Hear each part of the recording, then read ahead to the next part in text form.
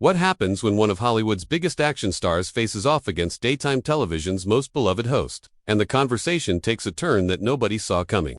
Today, we're diving into the moment that had audiences gasping and social media exploding when Bruce Willis did something that shocked everyone in that studio. Make sure to subscribe and let me know in the comments what you think really pushed him over the edge. The atmosphere in the Ellen studio was electric. That afternoon, Bruce Willis, the man who had given us John McClane and countless other memorable characters, was settling into the familiar bright blue chair across from Ellen DeGeneres. The audience was buzzing with excitement, phones were recording, and everything seemed perfectly normal for what should have been a routine promotional appearance. Ellen started with her trademark energy, that smile that had charmed millions of viewers over the years. "Bruce Willis, everybody," she announced as the applause died down. "I have to say, you look fantastic. How are you feeling?" Bruce, wearing a casual button-down shirt and jeans, seemed relaxed at first. "I'm doing well, Ellen. Thanks for having me on the show." Of course. So let's talk about your new project. I understand you're working on something pretty exciting." Ellen leaned forward slightly, her hands clasped together in that familiar pose. "It's a thriller called Last Stand. It's about a retired cop who gets pulled back into action when his small town becomes the center of a major conspiracy." Bruce's voice carried that familiar gravelly tone that had made him famous. Ellen nodded enthusiastically. "That sounds incredible. And I have to ask, because our audience is always curious about this, how do you manage to stay in such great shape for these action roles? I mean, you're not exactly 20 anymore." The comment hung in the air for just a moment longer than it should have. Bruce's expression shifted almost imperceptibly, but the cameras caught it. A slight tightening around his eyes, a pause that wasn't quite natural. "Well, Ellen, I've been fortunate to work with some great trainers and stunt coordinators over the years," Bruce replied, his voice maintaining its professional tone but with something underneath that hadn't been there before. Ellen either didn't notice or chose to ignore the subtle change. Right. But seriously, some of these younger actors coming up, they're all using personal trainers and special diets and probably some other things to get ready for roles. Do you ever feel like you're competing with that? Bruce shifted in his chair slightly. "I think experience counts for something, Ellen. When you've been doing this for as long as I have, you learn what works and what doesn't." "Oh, absolutely," Ellen said, but there was something in her tone that suggested she wasn't quite ready to let the topic go. "But there's also something to be said for knowing when to, pass the torch. I mean, look at someone like Tom Cruise. He's still doing his own stunts, but he's also smart about picking his projects." The comparison to Tom Cruise seemed to hit differently. Bruce's jaw tightened slightly, and for the first time, he looked directly at Ellen with an intensity that made the studio audience unconsciously lean forward. "Are you suggesting I should retire, Ellen?" Bruce asked, his voice calm but with an edge that made the question feel more like a challenge. Ellen laughed, but it was one of those laughs that people use when they realize they might have stepped into uncomfortable territory. No, of course not. I'm just saying that Hollywood is changing, and sometimes actors have to adapt or find new ways to stay relevant. Bruce repeated the word like he was tasting something unpleasant. "I see." The tension in the studio was becoming palpable. Ellen seemed to sense that she was losing control of the interview, but instead of pulling back, she doubled down. "I mean, your last few movies haven't exactly been blockbusters, have they?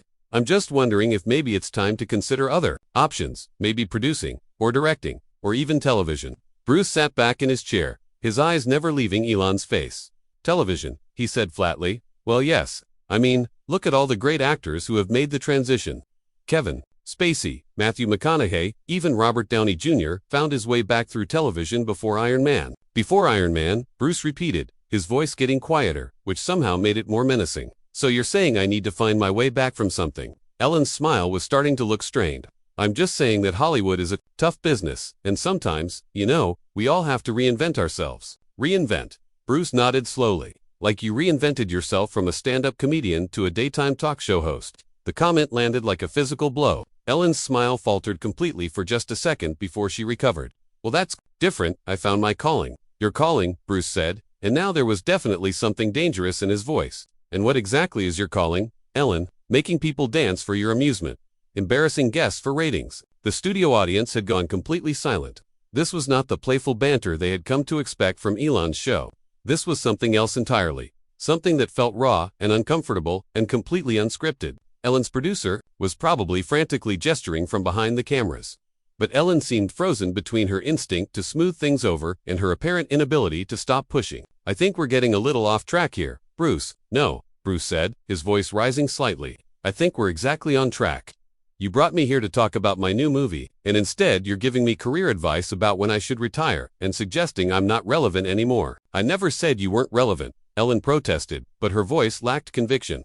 You didn't have to say it directly, Bruce replied, but let me ask you something. Ellen, when was the last time you did something that actually mattered? When was the last time you took a real risk, or put yourself on the line for something you believed in? Ellen's mouth opened as if she was going to respond, but no words came out. The silence stretched on for what felt like an eternity, but was probably only a few seconds. Bruce stood up.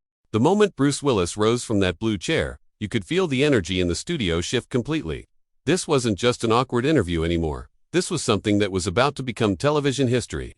Ellen looked up at him, her famous composure finally starting to crack as she realized this situation was spiraling far beyond her control. Bruce, please, let's just take a breath here, Ellen said, her voice higher than usual. That practiced television sweetness now, sounding forced and desperate. Bruce remained standing, looking down at her with an expression that was part disappointment, part anger, and part something else that was harder to define. A breath. You want me to take a breath while you sit there and systematically tear down my career on national television? That's not what I was doing, Ellen insisted, but even she didn't sound convinced. I was just having a conversation. A conversation. Bruce's voice was getting louder now, not quite shouting, but definitely projecting in a way that made everyone in the studio acutely aware that they were witnessing something extraordinary. You call ambushing a guest with career advice they didn't ask for a conversation. Ellen stood up too, perhaps thinking that would somehow level the playing field. But Bruce was taller, and his presence filled the space in a way that made her look smaller. Bruce, I think you're overreacting. This is just how interviews work. We talk, we explore topics, we have fun. Fun, Bruce repeated, and there was something almost incredulous in his voice. You think this is fun? You think questioning my relevance, suggesting I should retire, comparing me unfavorably to other actors, that's your idea of fun?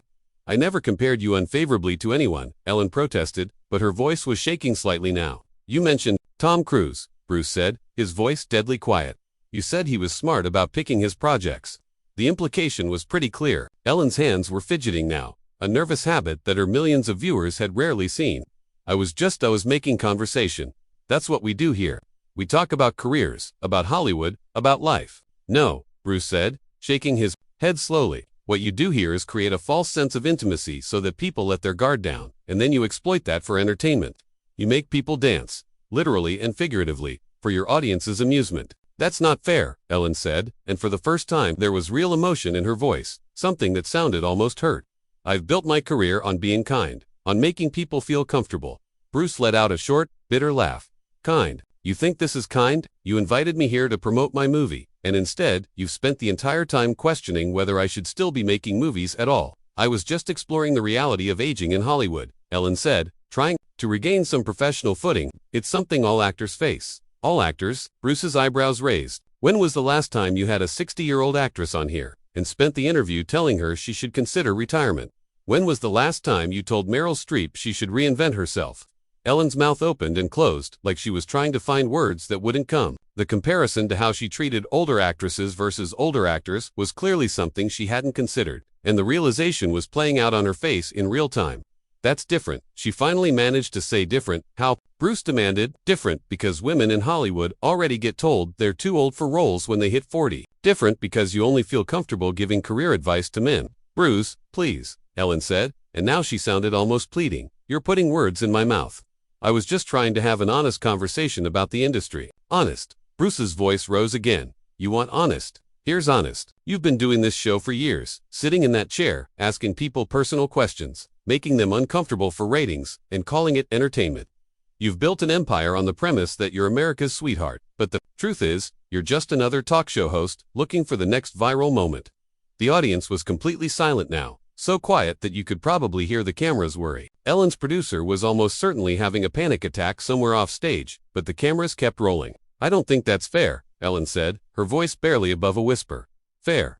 Bruce stepped closer to her chair, not threateningly, but with an intensity that made the space between them feel electric. You want to talk about fair? Is it fair to ambush someone with career advice they didn't ask for? Is it fair to question someone's relevance when they're just trying to promote their work? Is it fair to make someone feel like they have to justify their entire career to you? Ellen was quiet for a long moment, and for the first time in the interview, she looked genuinely uncertain. I never meant to make you feel like you had to justify anything. But that's exactly what you did, Bruce said. From the moment you started questioning my age, my fitness, my recent projects, you were making me defend myself instead of just letting me talk about the movie I came here to promote. The movie, Ellen said, as if she was remembering something from long ago. Right? The movie. Last Stand. Last Stand, Bruce confirmed, which, ironically, is exactly what this feels like. Ellen looked around the studio as if she was seeing it for the first time. The audience, her staff, the cameras, everything that had been so familiar and comfortable just minutes earlier now felt foreign and hostile. Bruce, I'm sorry, she said finally. I think maybe I got caught up in trying to make good television, and I lost sight of just being respectful. Bruce studied her face for a moment, as if he was trying to decide whether her apology was genuine. You know what, Ellen? I think that might be the most honest thing you've said this entire interview. So can we start over? Ellen asked, hope creeping into her voice. Can we just talk about your movie? Bruce was quiet for a long moment, considering. The studio held its breath, waiting to see if this confrontation would end with reconciliation, or a complete breakdown. No, Bruce said finally. I don't think we can. Ellen's face fell. Why not? Because this isn't about one bad question or one awkward moment, Bruce explained. This is about a pattern. This is about the way you approach guests. The way you think entertainment gives you license to make people uncomfortable. The way you've convinced yourself that asking invasive questions is the same thing as being a good interviewer. But I can change, Ellen said, and there was something desperate in her voice now. I can do better. Bruce shook his head slowly. Maybe you can, Ellen. But you're going to have to figure that out without me. And with that, he turned toward the exit. As Bruce Willis turned toward the exit, the studio erupted in a way that nobody had anticipated. The audience, which had been sitting in stunned silence, suddenly began to react. Some were gasping, others were starting to whisper frantically to each other, and a few were even starting to applaud, though it was unclear whether they were supporting Bruce or trying to encourage him to stay. Bruce, wait, Ellen called out, her voice cutting through the growing noise. Please, don't leave like this. Bruce paused at the edge of the stage area, his hand on the small barrier that separated the interview space from the exit. He turned back to look at Ellen, and for a moment it seemed like he might reconsider. But when he spoke, his voice was calm and final.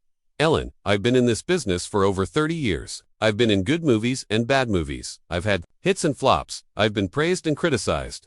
But I've never, not once, had someone invite me onto their show just to tell me I should quit. Ellen took a step toward him, her hands outstretched in a gesture that was part plea, part desperate attempt to salvage the situation. That's not what I was doing, Bruce. I swear to you, that was never my intention. Your intention doesn't matter, Bruce replied, his voice carrying the weight of someone who had clearly thought about this moment more than once. What matters is what you actually did, and what you did was use your platform, your audience, your power as a host, to make me feel small, to make me question my own worth. The cameras were still rolling, capturing every word, every expression, every moment of this unprecedented breakdown. Ellen's producer was probably screaming into his headset, but there was no way to stop this now. This was live television at its most raw and unpredictable. I never wanted to make you feel small, Ellen said, and tears were actually starting to form in her eyes. I respect you, Bruce. I've always respected you. Then why didn't you show it? Bruce asked, his voice softer now, but somehow more devastating. Why didn't you ask me about my process, or what I learned from this role, or what it was like working with the director? Why was your first instinct to question whether I should still be doing this at all? Ellen opened her mouth to respond, but no words came. The question hung in the air like a challenge she couldn't meet. You know what I think? Bruce continued, stepping back toward the center of the stage. I think somewhere along the way, you forgot that your guests are human beings. You started seeing us as content, as material for your show, as things to be manipulated for entertainment value. That's not true, Ellen protested, but her voice was weak. Isn't it? Bruce asked. Think about it, Ellen. When was the last time you had a guest on here and just let them talk? When was the last time you asked a question because you were genuinely curious about the answer, not because you thought it would make good television? Ellen was quiet for a long moment, and you could see her thinking, really thinking about what he was saying. I don't know, she admitted finally. That's the problem, Bruce said. You don't know. You've been doing this for so long that you've forgotten what it feels like to have a real conversation with someone. The audience was completely captivated now. This wasn't just a celebrity walking off a talk show anymore. This was a masterclass in human psychology, a real-time examination of how power dynamics work in Hollywood, and a devastating critique of modern entertainment culture. So what do I do? Ellen asked, and for the first time, she sounded genuinely vulnerable. How do I fix this? Bruce looked at her for a long moment, and his expression softened slightly. You start by remembering that every person who sits in that chair is a human being, with feelings, with dignity, with a story that matters. You stop seeing them as content and start seeing them as people. I can do that, Ellen said quickly. I want to do that. Maybe, Bruce said, but that's something you're going to have to figure out on your own time, not mine. Bruce, please, Ellen said, taking another step toward him. Can't we just finish the interview? Can't we talk about your movie? Bruce shook his head. No, Ellen, because anything we say now would be tainted by what just happened. The audience would be watching to see if we're going to fight again, or if I'm going to walk off again, or if you're going to say something else that sets me off. The movie would be secondary to the drama. But that's not fair to the movie, Ellen said. You came here to promote it. You're right, Bruce agreed. It's not fair to the movie. But that's a consequence of how you chose to conduct this interview. You turned what should have been a simple promotional appearance into a referendum on my career. Ellen looked around the studio again, at the cameras, at the audience, at her staff. I don't know how to fix this, she said quietly. You can't fix it, Bruce said, not unkindly. Not today, anyway. But maybe you can learn from it. What should I learn? Ellen asked. Bruce considered the question seriously. Learn that being a good host isn't about getting the most dramatic moment or the most viral clip. It's about making your guests feel comfortable enough to share something real with your audience. It's about serving the story, not making yourself the story. I made myself the story, Ellen said, as if she was realizing it for the first time. You did, Bruce confirmed. The moment you started questioning my career, instead of asking about my work, you made this about you and your opinions instead of about me and my movie. Ellen nodded slowly, processing this. I'm sorry, Bruce. I'm really, truly sorry. I believe you, Bruce said, but an apology doesn't change what happened. And it doesn't change the fact that I can't stay here and pretend like everything is fine. With that, Bruce Willis turned away from Ellen DeGeneres, walked past the cameras, past the stunned audience, and out of the studio. The silence he left behind was deafening. Ellen stood alone in the center of her stage, looking smaller than anyone had ever seen her look before. The cameras kept rolling for a few more seconds, capturing her face as she tried to process what had just happened, before finally cutting to commercial. But by then, it was too late. The damage was done. The moment was captured, and the internet was already exploding with clips, reactions, and think pieces about what people were already calling the most dramatic walk-off in talk show history. Bruce Willis had made his point, and he had made it in a way that nobody would ever forget. Sometimes, the most powerful thing you can do is simply refuse to participate in something that doesn't serve you. What do you think pushed Bruce Willis to his breaking point? Was it Ellen's comments about his age, her suggestions about retirement, or something deeper about how the entertainment industry treats its veterans? Let me know in the comments below, and don't forget to subscribe for more stories like this one.